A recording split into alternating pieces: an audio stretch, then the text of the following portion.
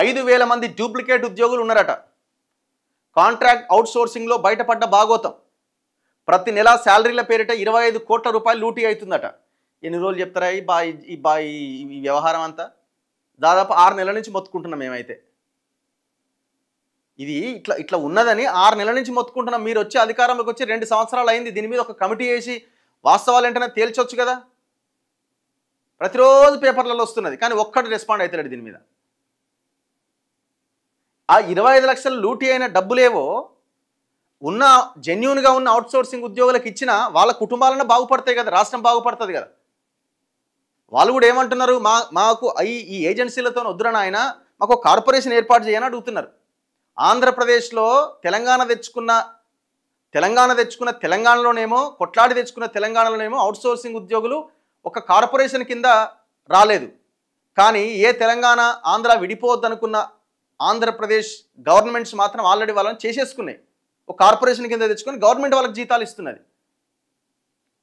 అంటే చూడండి ఎట్లుందో పరిస్థితి. తెచ్చుకున్న తెలంగాణలో అది సాధ్యం కాలే, అక్కడ ఆంధ్రప్రదేశ్లో సాధ్యమైంది. ఏమనాలి నాయకులని? సిగ్గుండాలి కదా వీళ్ళకి కనీసం. ఆ గవర్నమెంట్ అయినా ఈ గవర్నమెంట్ అయినా. ఇక ఇదంతా పోయిన గవర్నమెంట్ హయాంలో జరిగింది. అంటే ఒక ఏజెన్సీ కింద కొంతమంది ఎంప్లాయీస్ని రిక్రూట్ చేసుకొని ప్రభుత్వం ఏజెన్సీకి డబ్బులు ఇస్తే ఏజెన్సీ వాడు కాంట్రాక్ట్ అవుట్సోర్సింగ్ కింద అపాయింట్ చేసుకున్న వాళ్ళకి జీతాలు ఇస్తాడు.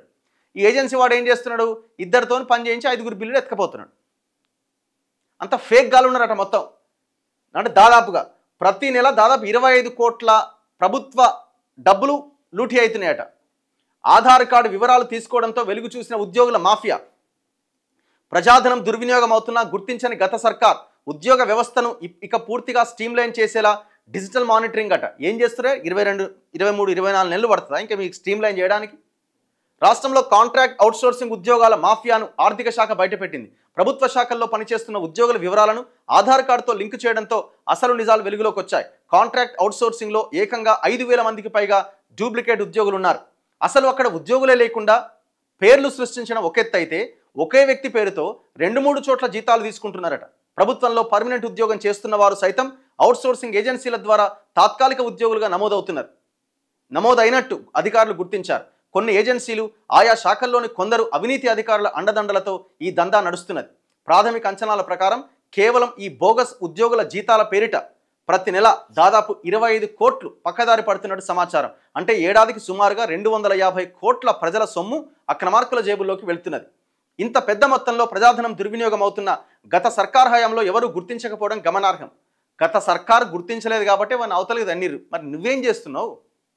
నీ గవర్నమెంట్ ఏం చేస్తుంది? 2 years అవుతున్నది కదా. అంటే నీ గవర్నమెంట్ వచ్చిన తర్వాత కూడా 500 కోట్లు పక్కదారి పట్టినాయి. నువ్వు మళ్ళీ పైసలు లేవు, నన్ను కోసినా వస్తలేవు అంటున్నావు. నన్ను కోసుకున్నా మీకు రావని అడుగుతున్నావు. మళ్ళీ అడిగిన జనాన్ని, అడిగిన ఉద్యోగులని. మరి ఇక్కడ ఉన్నాయి కదా పైసలు 500 కోట్లు ఎవడో అకౌంట్లోకి పోతుంటే ఏం చేస్తుంది గవర్నమెంట్?